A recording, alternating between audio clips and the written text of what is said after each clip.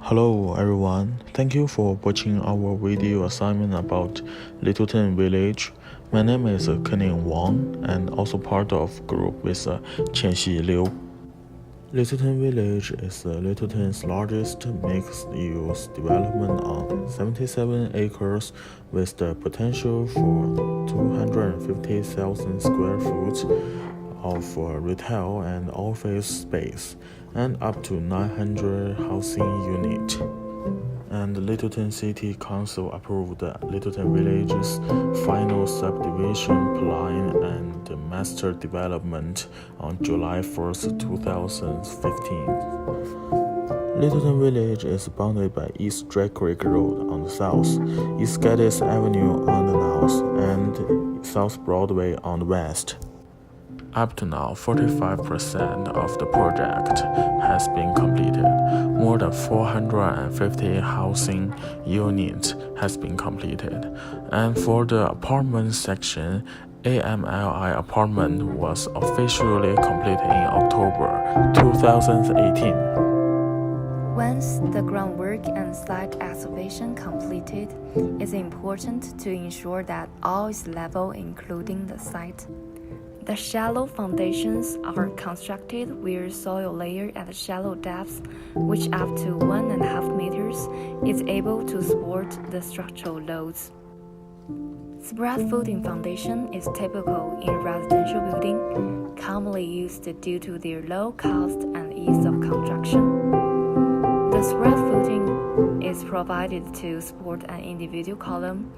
The footing is rectangular slab of uniform thickness. The wider bottom portion spreads the weight of structure over more area for greater stability.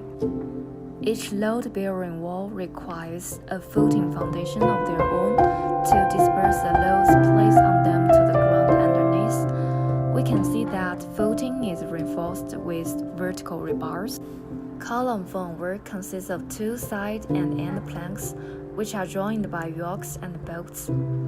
The formwork bracing not only maintains the accuracy of form position so that it's within tolerance, but also withstand the forces acting on formwork or bracing.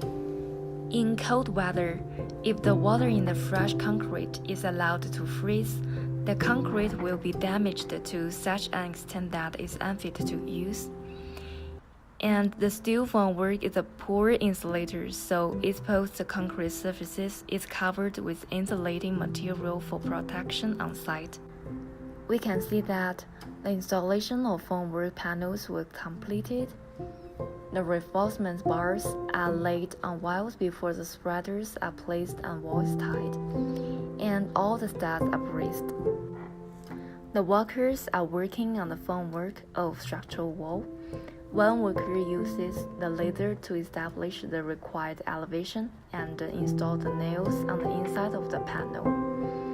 The planks and bracelets are served as walkways for workers to access to the top of the wall. The steel rebars which stick out would pose a hazard to workers who can cut or scratch themselves on sharp ends. Rebar caps can provide the strongest and best impoundment protection for workers. The crane is lifting a sheet of steel reinforced mesh off the wall.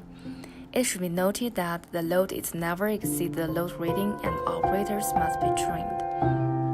Mobile crane truck is worked properly to prevent it from tipping over as materials and equipment are lifted and moved.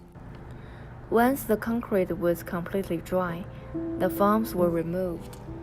We can easily see the main column bars. The column rebars are anchored inside the footing with a straight anchorage length. The steel stirrups are installed at around the vertical main rebars. Other than function of shear reinforcement, it helps to avoid the lateral deformation of interior concrete core so that the strength of concrete column is increased. This project has just finished part of underground part, and the foundation and the main structure are under construction. The main structure of the building is a wood structure and a concrete structure. In order to ensure the construction process, a large number of wood material will be transported to the site before the construction, and some part of the precast concrete was also transported to the site. Thank you for watching our video.